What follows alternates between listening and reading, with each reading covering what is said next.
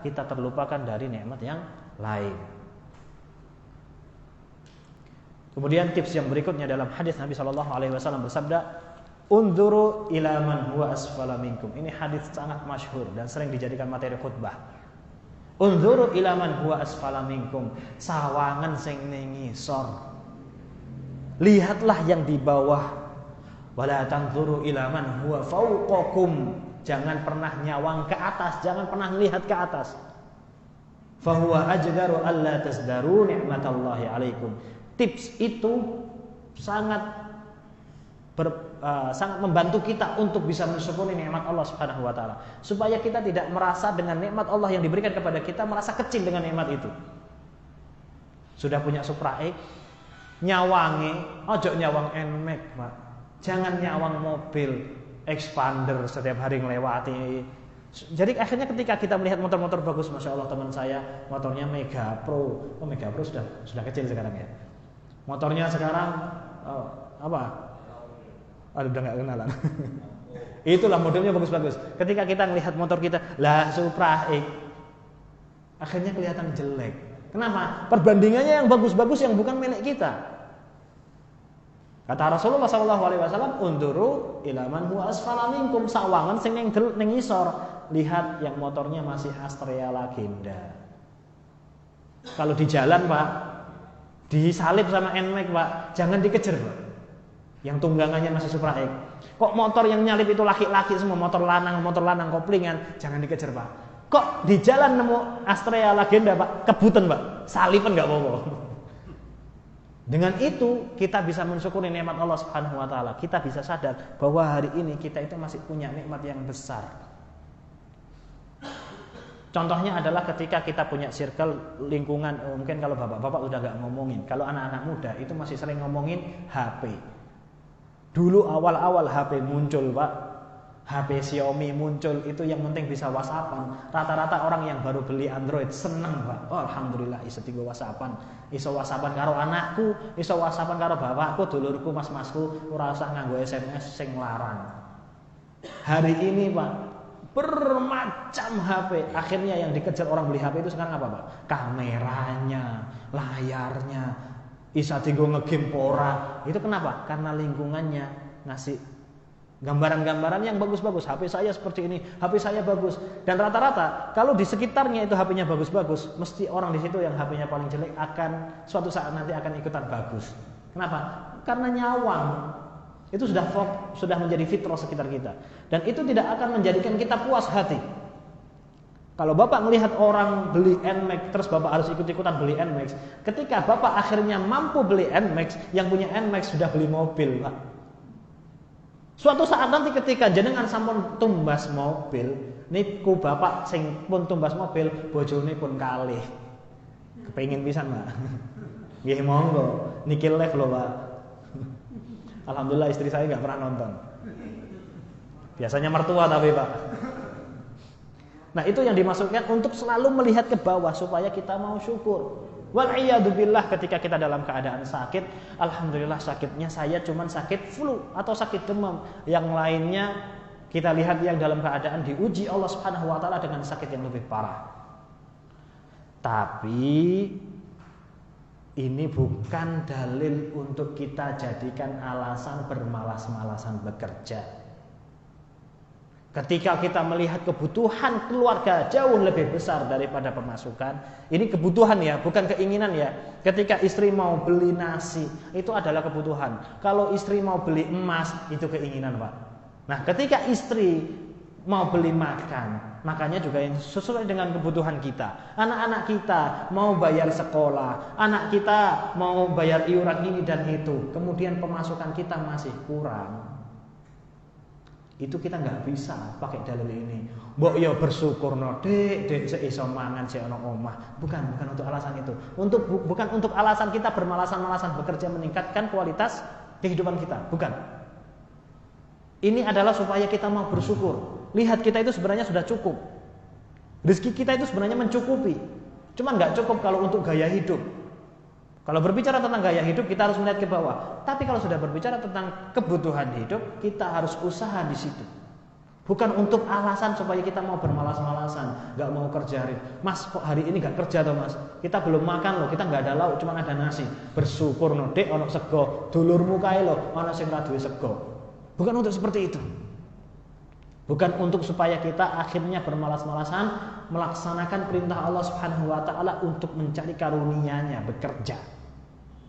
Bukan pula ini adalah suatu perkara akhirat. Ini adalah perkara dunia khususnya. Kalau perkara akhirat, fastabiqul khairat, kata Allah Subhanahu wa taala. Ketika kita sholat qobliyah zuhur itu 4 rakaat, Pak. 2 rakaat. 2 rakaat, ternyata teman kita samping kita dia qobliyahnya 4 rakaat. Ah, biarinlah, la tanzuru man huwa fawqakum. Jangan lihat yang lebih atas, lawang dia wali kok. Biarlah ana begini aja 2 rakaat udah alhamdulillah. Lah itu teman saya malah enggak qobliyah, datangnya pas qomat. Bukan seperti itu, Pak. Kenyataannya hari ini adalah orang-orang berlomba-lomba dalam hal urusan dunia, dalam hal urusan akhirat, nanti dulu. Itu loh, Pak. Tetonggone kene wis umroh, wis beno. Kene tahun ngarep wae. Tahun ngarepe, Pak, ruang tamune rusak, tapi jarine arep umroh. Ya wis renovasi ruang tamu sik, umrohe tahun ngarep wae. Pak, tonggone kene sing wis umroh wong 4 lho, Pak. Sing urung umroh sih 6. Deloke sing dorong umroh, melihatnya yang ke bawah dalam hal urusan kebaikan. Pak, tonggone kene anake wis hafal Quran lho, Pak. Ora apa-apa, lah wong kene ra duwe anak. Wah, itu sing bahaya iki, Pak. Jadi dalam hal urusan ketaatan kita itu justru malah melihatnya ke atas. Fastabiqul khairat, berlomba-lomba kepada kebaikan. Bahkan al-ithar dalam hal kebaikan itu enggak boleh. Al-ithar itu apa? Mengutamakan saudara kita daripada diri kita meskipun kita butuh. Sebagaimana yang dilakukan oleh para Ansor, wa yu'thiruna ala anfusihim walau kana bihim khasasah. Orang Al-Ansor ketika menyambut kaum Muhajirin datang ke Madinah, Al-Ansor siap memberikan segala hal apa yang mereka miliki kepada kaum Muhajirin, sahabat mereka yang datang dari Mekah, meskipun mereka sebenarnya butuh kepada yang mereka miliki hari ini yang mau dikasihkan ke Muhajirin. Itu ithar. Anda butuh makan, tapi bisalah dibagi 2 untuk saudara saya Ansor. Saya punya istri 2, ceraikan 1 untuk saudara saya Ansor. Ada yang seperti itu, Pak. Meskipun nggak sampai diceraikan, karena Muhajirinnya juga menolak pemberiannya. Iffah, mulia. Tapi dalam hal dunia aja, dalam hal akhirat nggak boleh, Pak. Contohnya berlomba-lomba di soft pertama. Ketika di soft pertama ada yang bolong, di soft yang kedua malah bilang, monggo Pak, maju Pak, jenengan riyin. Itu nggak boleh. Saya menghormati yang tua, monggo di soft awal, nggak boleh. Seharusnya kita berebut kalau seandainya kita tahu keutamaan sholat di soft pertama.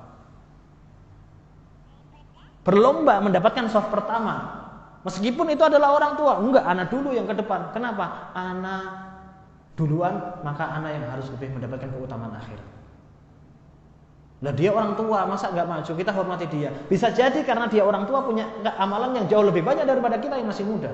Seharusnya kita yang masih muda banyak-banyakan infak.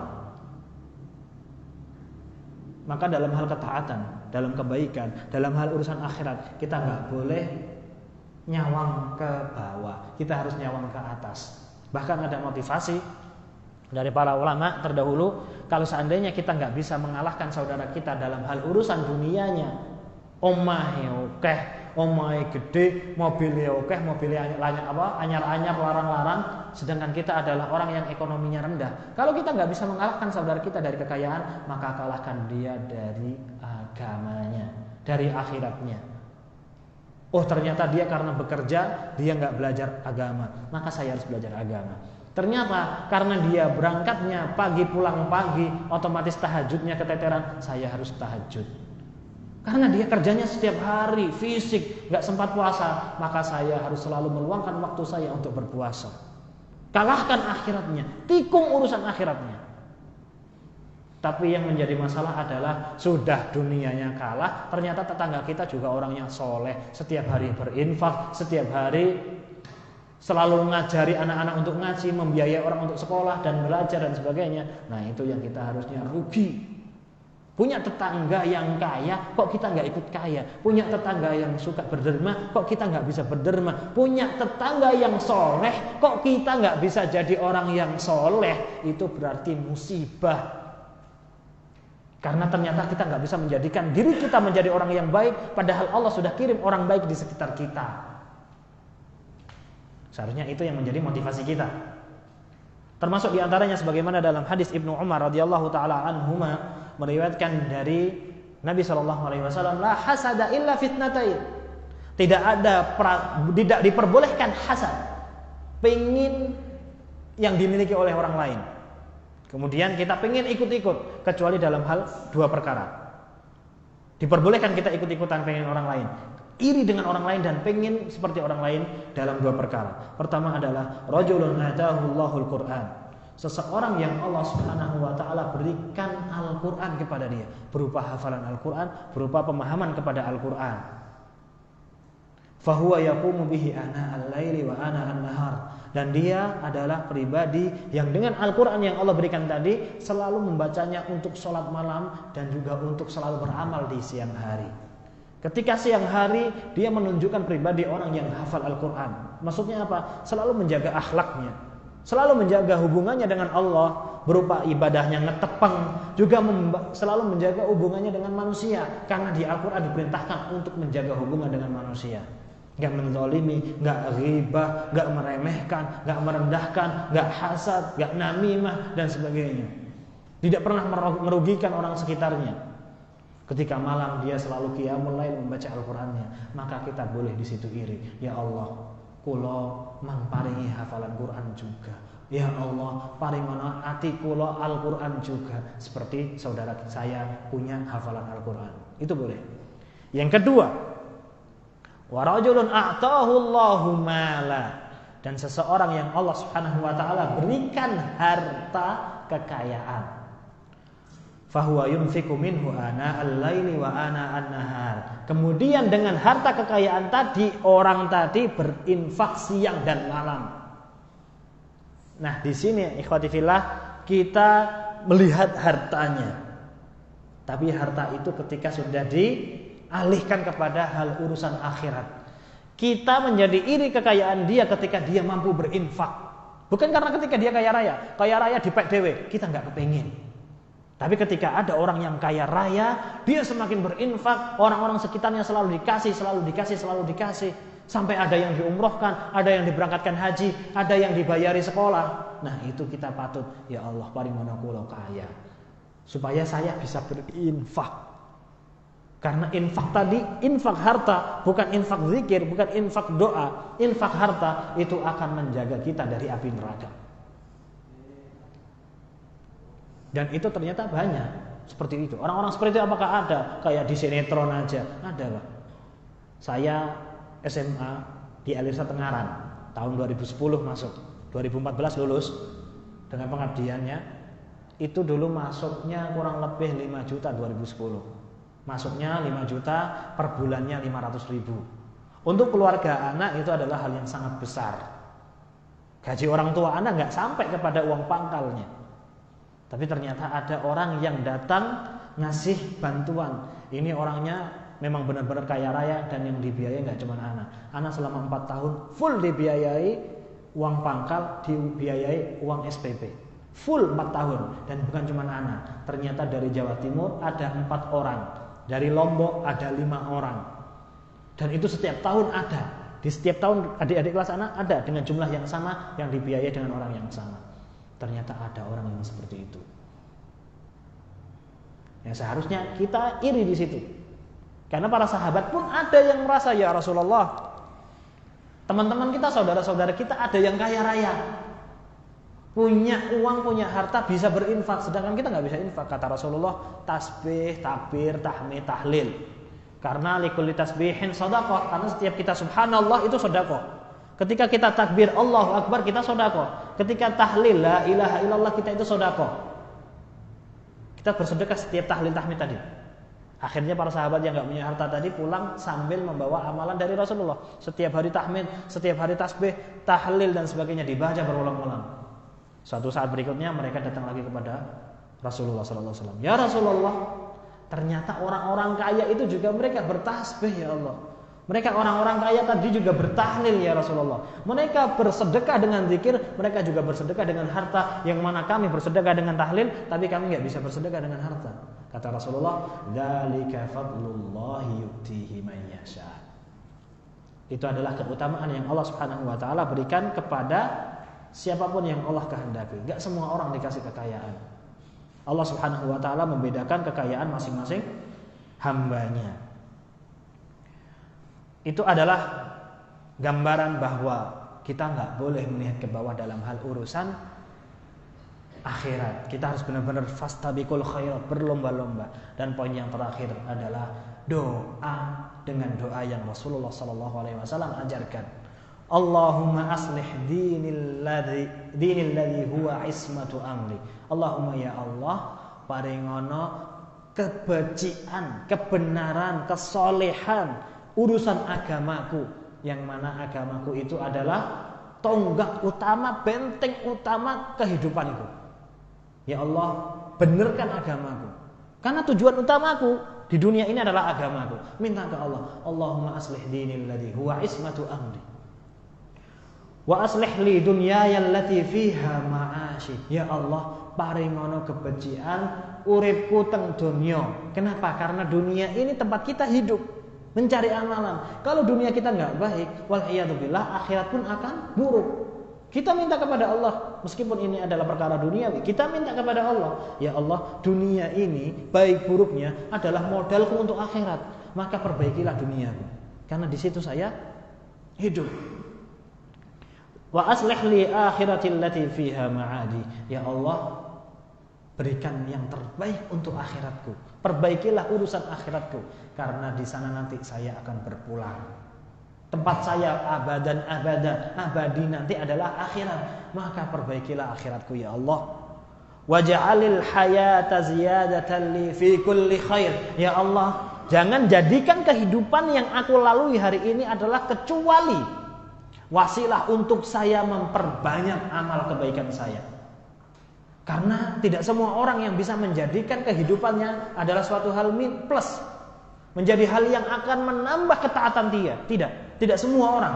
Ada justru orang semakin panjang hidupnya, semakin banyak hutangnya, semakin banyak dosanya, semakin banyak kezaliman yang dia lakukan. Maka kita berlindung kepada Allah Subhanahu wa taala. Ya Allah, kalau Engkau berikan umurku yang panjang, maka berikan hidup yang barokah.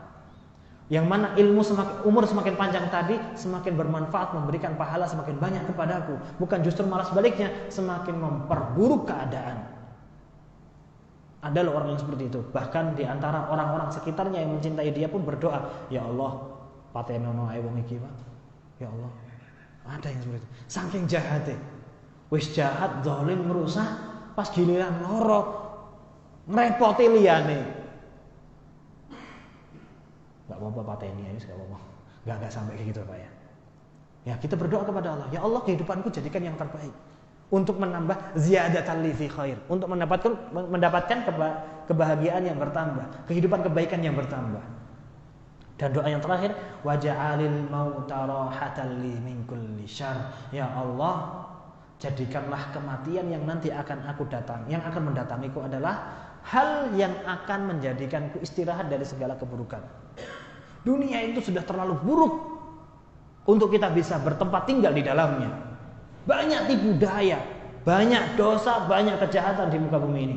Sehingga datangnya kematian, kita meminta kepada Allah, ya Allah, jadikan kematian itu adalah akhir dari semua keburukan yang ada di dunia ini. Sehingga ketika kita meninggal, cukup beristirahat kemudian menyongsong nikmat Allah Subhanahu wa taala. Amin ya rabbal alamin. Jangan justru malah ketika naudzubillah pertama kali masuk ke kuburan langsung ketemu rakib mungkar nakir, langsung ketemu azab kubur. Ada muslim, mukmin. Kata Rasulullah SAW, dua hal di antara sebab-sebab yang lainnya yang mengakibatkan seorang muslim diadab di kuburnya, belum masuk neraka, Pak, belum masuk akhirat, masih di kuburan, masih nunggu orang-orang yang di dunia ini masih hidup, nunggu mereka meninggal satu-satu sampai nanti kiamat, ini sudah diadab. Apa? Orang yang ketika kencing enggak menjaga kesuciannya. Ketika kencing nggak dijaga kesuciannya, kemudian dia melakukan sholat, sehingga akhirnya sholatnya dalam keadaan najis. Bukankah suci itu adalah syarat sah sholat? Berarti sholatnya ketika najis nggak sah. Jadi makanya para orang tua ngajari anaknya kalau pipis Pak dicewoi orang yang dikopat kapit ke Pak. Di kamar mandi supaya ada air untuk cebok. Nggak diajari pipis di pinggir jalan Pak. Di pinggir jalan nggak ada air. Ngisor uwet langsung dikopat kapit ke Pak. Itu akhirnya didikan yang menjadikan anak tadi besar tanpa menjaga kesucian. Dan yang kedua adalah seorang namimah yang suka mengadu domba antar sesama. Dua orang ini ketika baru masuk kuburan, belum kiamat masih lama. Sejak dia meninggal, sudah sama Allah Subhanahu wa taala diazab. Waliyadzubillah. Belum lagi nanti di hari mahsyar, belum lagi nanti di hari hisab, belum nanti di akhirat dimasukkan neraka. Waliyadzubillah. Seorang mukmin istirahatnya adalah ketika meninggal. Bukan justru malah semakin sorok ketika meninggal. Makanya kita meminta, ya Allah, jadikan kematian itu adalah istirahat bagi kami. Sehingga ketika kita sudah yakin, ya Allah, saya ini sudah becik, Allah pasti akan memperbaiki kehidupan saya, dan kematian itu adalah tutup bagi segala usia keburukan yang ada di muka bumi ini. Tenang kita. Dengan doa ini akhirnya kita bisa tenang, karena Allah akan memperbaiki rezeki kita, Allah akan memperbaiki kehidupan kita, Allah akan memperbaiki urusan agama kita, akhirat kita akan memperbaiki nanti di hari ketika kita beristirahat di liang kubur. Amin ya rabbal alamin. Ada yang mau disampaikan? Mungkin ada pertanyaan? Atau mungkin ada yang mau nanyakan tentang pacar tadi? Jazakumullah khairan katsiran. Afan kalau ana ada salah kata.